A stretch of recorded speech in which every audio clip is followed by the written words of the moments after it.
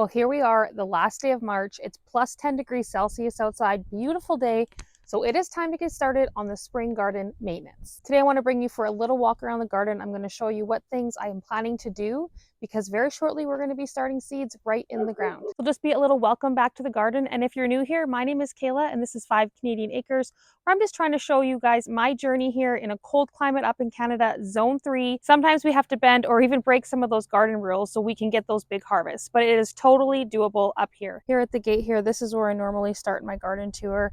Nothing has been planted yet this year. All of these beds you see need to be topped up. These ones I actually filled 2 years ago, and then the other ones down there I filled last year, but we did the method where you put a whole bunch of sticks and packed it with straw and then the dirt on top, so it will settle every year, and every year you're going to have to top it up again, which I don't mind doing because I'll put some fresh compost on here, and then I know these beds are getting recharged and refreshed, full of nutrients to be growing all the plants this year. So yeah, all these are going to need to be topped up. We do want to revamp this whole middle area. I'm not sure if we'll get to it this year. We might just grow in that long bed again. I did plant some garlic here, and that was back in the fall, so I have not uncovered this yet, which will be one of my first garden chores, is getting rid of all of this mulch. So we'll just have to do a little bit of topping up. I'll probably end up growing in these beds just because we have a few other projects this year, because the plan is to get rid of both of these long beds, and then we're going to open that up to the little deck area.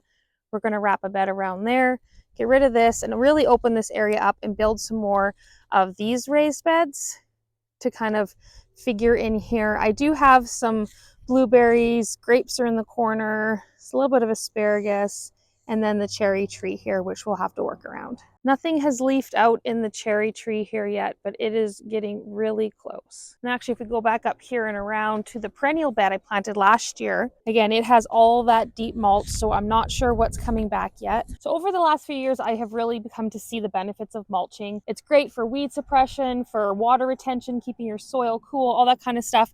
But another thing I like to do is in the winter for my perennials is deep mulch. That's just giving them a really, really deep bed of mulch. I like to use the straw. Now, one of the main reasons I do this is not just for protection over the winter, but it's actually in the spring, once everything starts to melt and warm up. Up here, we get a lot of times it'll fully melt and then we're going to get a lot of cold again. So the deep mulch actually protects them in the spring from those warm, cool cycles, so they're not going to wake up too early and then get damaged. So you can see here, it's actually still frozen. This ground under here is still frozen, really hard. Whereas out here where I didn't have mulch, it's very soft. I can dig right in there. Look, you can see here, actually, these are my winter onions, and they're actually starting to grow again. So that's going to be one of the first things I need to do here because the weather is looking great. We still have some negative temperatures, but I want that sun to get onto the soil and start warming and waking up all my perennials. You can go down around here again. These beds are a few years old.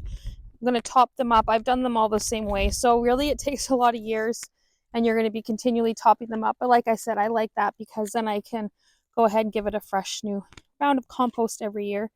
Now here are the strawberries and asparagus. Yeah, nothing's poking through. I put all the old asparagus fronds down last year. I'll probably go ahead and remove some of them and just give those strawberries lots of room to start growing. They can handle those little bit of cold that we'll get still, and they will start growing really soon. You can see there's still a little bit of green, but most of these plants have died back from last year. But if we dig into here, you can see it's almost time for them to start growing again. And then over here, all of the stuff that I left up last year, it's almost time for it to start getting torn down. And then I have to decide what I'm going to do, where I'm going to plant things. I'm actually thinking that this whole area I'm going to turn into a perennial area with a lot of herbs and medicinal plants back here, because out front here I have the rhubarb and some mint, and this is marshmallow. I'll probably take off the mulch from the rhubarb there, and then I'm going to cut down all of this stuff. That's the other garlic. I have to take the mulch away, cut it all down. Still got to cut my tomato plants down, and then still going to be a while till we can plant in here, but it's time to start cleaning up. And I'll just throw that all into a big compost pile so then we can use that eventually to come back onto the garden. Same thing down here. I got to pick up my pea trellises there. And then all this here, again, I think we're going to rototill it again this year and then cover it maybe with some cardboard and get it smothered a little bit and then plant. Because again, we're not going to need to plant in here for a little while. Which actually isn't totally true because I do have to decide where I'm going to plant my potatoes, because I'm going to be planting those usually mid-April, so in like 2 weeks. So I'm gonna have to decide where I need to plant those. I planted them right over here last year. The year before I had them where my tomatoes were. Running through my head and thinking right now, I might actually put them where I had my fall garden last year, which is over here. Back over here on the other side of this stuff. And oops, it is very muddy there. But this little bed here, I could probably put them, it does get pretty wet, but if I put them on top, maybe do a modified spruce stout with some straw, it might be okay there. That area back there is where we're going to do some expansion, but it's pretty a wet area. We're going to have to build it up a little bit still. And then we'll come back over here because this year, what we're going to do is try to expand as far down here as we can. We're going to get rid of that little bed where the corn is at. I'm not going to walk in here right now because it's really wet.